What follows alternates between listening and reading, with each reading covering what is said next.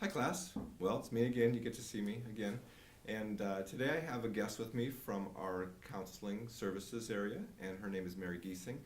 And I'm going to I just did introduce Mary, Hello. and have her introduce herself and tell a little bit about herself, how long she's been at Kirkwood, what her role is at Kirkwood, and a lot about her department.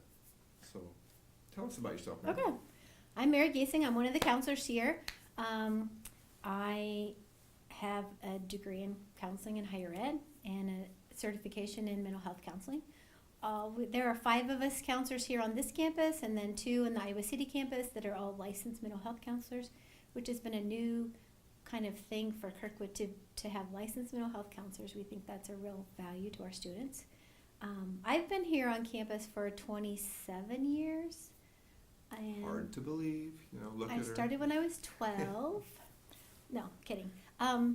And I've seen a lot of changes, and I've seen a lot of different things come and go with student issues, but a lot of it still remains the same. We offer, on campus, face-to-face, we offer a lot of personal counseling, mental health counseling. Students might come in because they're having issues with relationships or family life. They might come in because they're freaking out about exams. They might be having some mental health issues that they've never had before and just need to kind of talk about what is this that's going on and what can I do to deal with it. We also talk a lot about just kind of some academic issues, studying, test taking, time management, stress management, those kinds of issues. Also in our department are career counselors. Some of us do career counseling along with the personal kinds of counseling that we do. We have 2 career specialists. Morris Pounds is a counselor, Danielle Ebaz, one of our career services coordinator. They do a lot of things, helping people write resume, helping people do interviewing. We assume people know how to interview, but that's not something we're born knowing, so it's good to practice those kinds of things. So that's kind of a lot of what we do in our department. So what I want you to know from this class is what tools are available to you as Kirkwood students. And since you're a Kirkwood student, all of those resources are available to you at no cost. So please, we have great people like Mary and the other counselors and the career counselors. Feel free to use them. You have a lot on your plate. You're an adult learner. You're a full-time working adult. There's a lot happening. I don't think this class is going to tip you over the edge or anything like that. But if you do need someone to talk to or some support, know that we have the services available to you. So Mary, if someone wants to get a hold of a counselor, what's the best way to do that? The best way would be to call the Dean of Students office. In the Dean of Students office, we have advising, counseling, and career services. The number is 319-398-5540, and you can call and ask to talk with the counselor. And if we're not available, somebody will call you back as soon as possible. I also didn't talk about, on our website, there is some free assessments that you can take that are confidential, they're anonymous.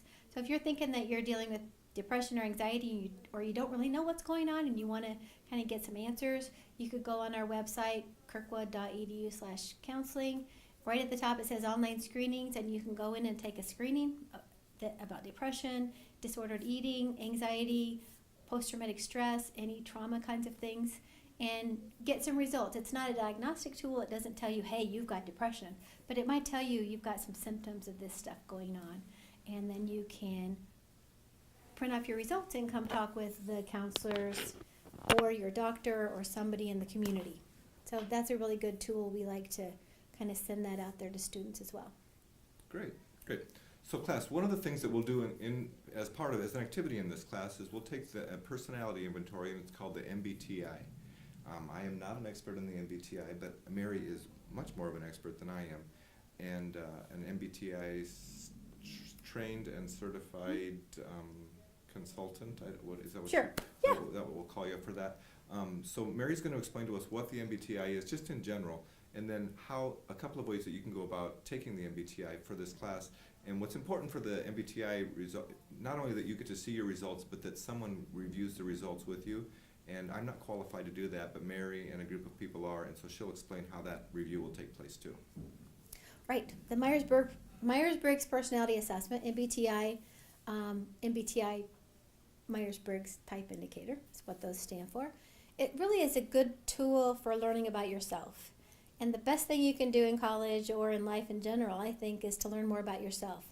And maybe it's not even learning about yourself, but becoming more aware of, oh yeah, I do that. Oh yeah, I think that way. And oh, my boss isn't just a jerk. They just think differently than I do. And it helps communication. It helps a lot of things. It helps us work on our strengths, but also work on the things that we need to improve a little bit, to do our jobs better, to do our lives better, to communicate with people better. So it's a 93 question assessment that you take. You answer the questions kind of with your gut. Read through it. There's no right or wrong answers. It's not a test. It's an assessment. So you read through the questions, and you'll have questions that say things like, when you go somewhere for the day, would you rather plan or just go? What's your gut reaction to that? When you're thinking about who you are in life, not just at work or at home, because people always say, well, it depends. When you get to be you and you get to choose who you are, how would you answer those questions? And that's really how we want you to take a look at that. So there's 93 questions. It have about 20 to 25 minutes to think through those. We don't want you to think a whole lot about it, but just kind of go with that instinctual first reaction to those answers. So you'll get an instruction sheet in your Talon shell telling you how to go online and take that assessment. And again, it's not timed. There's no right or wrong.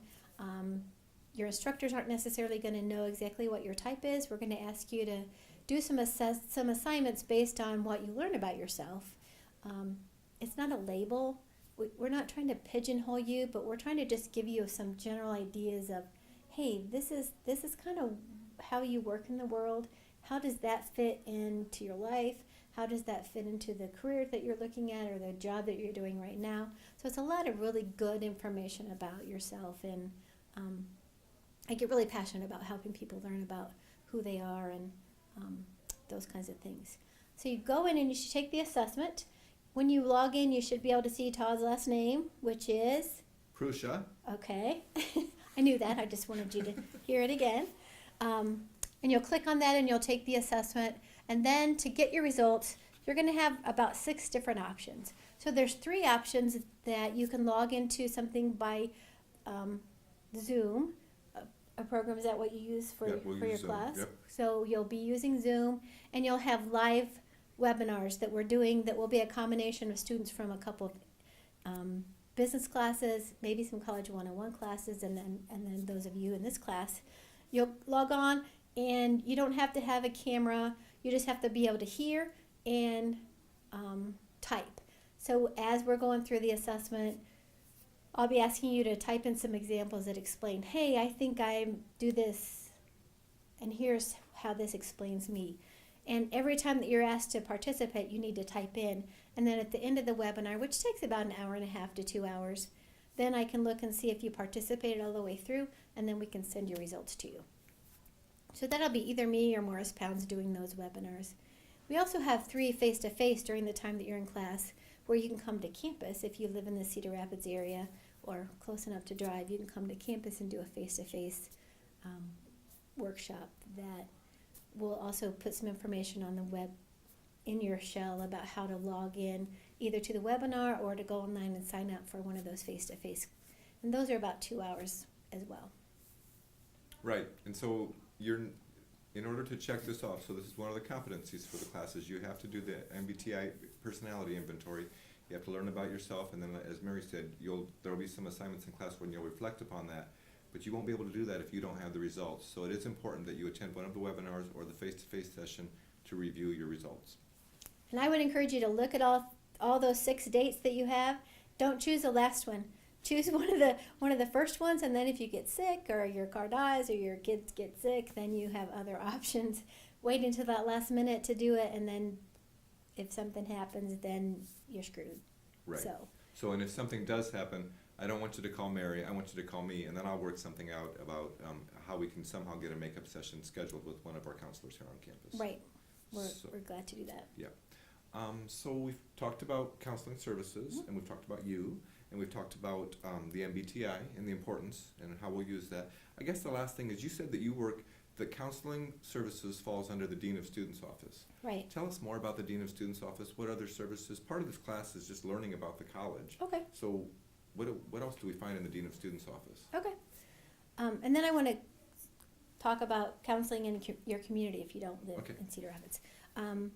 In the Dean of Students office, We also have the academic advisors who work with all the students who are thinking of transferring somewhere else.